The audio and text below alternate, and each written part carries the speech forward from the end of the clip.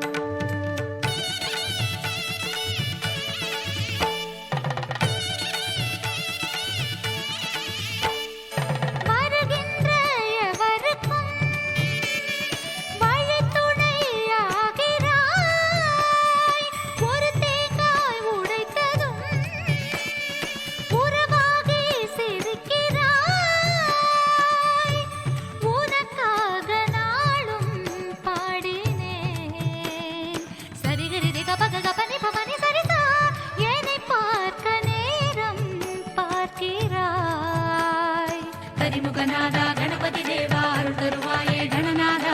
கரிமுகநாதா கணபதி தேவா அருள் தருவாயே கணநாதா.